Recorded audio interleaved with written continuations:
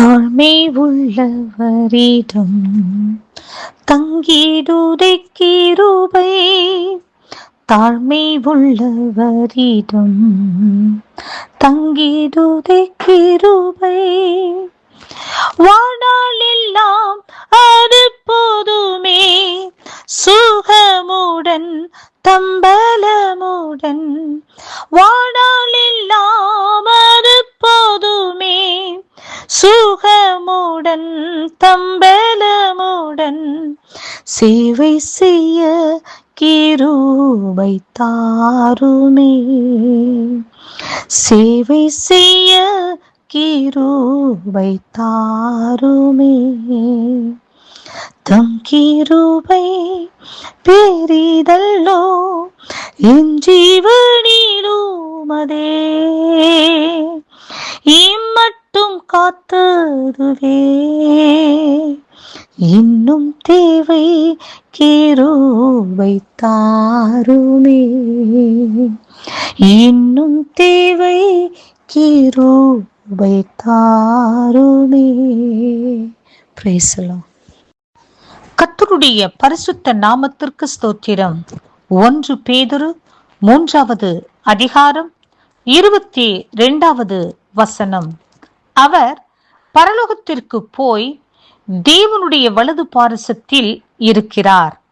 தேவதூதர்களும் அதிகாரங்களும் வல்லமைகளும் அவருக்கு கீழ்ப்பட்டிருக்கிறது.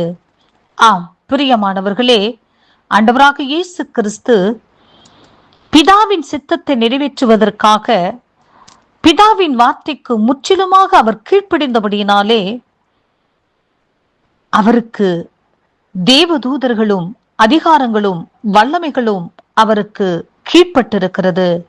ஆம் பிரியமானவர்களே, ஆபிரகாம் கர்த்தருடைய வார்த்தைக்கு கீழ்ப்படிந்து ஆண்டவர் சொன்ன வார்த்தையை கேட்டு அவருடைய இனத்தையும் அவருடைய தேசத்தையும் அவருடைய தகப்பனுடைய வீட்டை விட்டு புறப்பட்டு கர்த்தர் காண்பித்த தேசத்துக்கு போனபடியினாலே கர்த்தர் அவரை பார்த்து சொல்கின்றார், நான் உன்னை பெரிய ஜாதியாக்கி உன்னை ஆசீர்வதித்து உன் பேரை பெருமைப்படுத்துவேன். நீ ஆசீர்வாதமாய் இருப்பாய். உன்னை ஆசீர்வதிக்கிறவர்களை ஆசீர்வதிப்பேன், உன்னை சபிக்கிறவனை சபிப்பேன். பூமியில் உள்ள வம்சங்கள் எல்லாம் உனக்குள் ஆசீர்வதிக்கப்படும் என்றார்.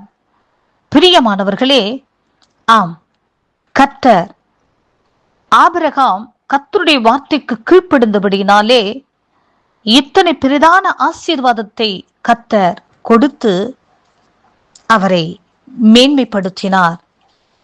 ஆதியாகமம் 13 நாம்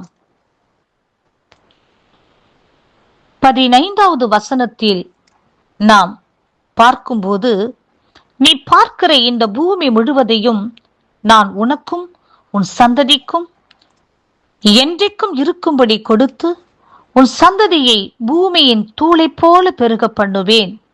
ஒருவன் பூமியின் தூளை எண்ண கூடுமானால் உன் சந்ததியும் எண்ணப்படும். நீ எழுந்து தேசத்தின் நீளமும் அகலமும் எம்மட்டோ அம்மட்டும் நடந்து திரி, உனக்கு அதை தருவேன் என்றார். ஆம் பிரியமானவர்களே, எவ்வளவு பெரிய ஆசீர்வாதத்தை ஆபிரகாம் பெற்றுக்கொண்டதற்கு காரணம் அவருடைய கீழ்ப்படிதல். ஆம்,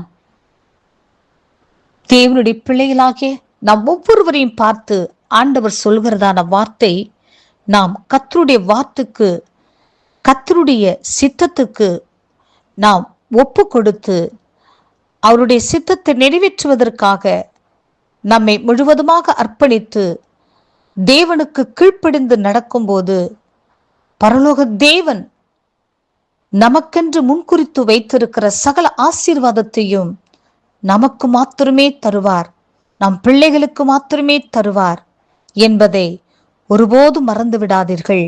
பிரியமானவர்களே, நமக்கென்று முன்குறிக்கப்பட்ட ஆசீர்வாதத்தை நமக்கும் நம்முடைய பிள்ளைகளுக்கும் நம்முடைய சந்ததிகளுக்கு மாத்திரமே கர்த்தர் தருவார் என்பதை விசுவாசித்து கர்த்தருடைய வார்த்தைக்கு கீழ்ப்படிந்து தேவ சித்தத்தை இந்த உலகத்தில் நிறைவேற்றுவோம்.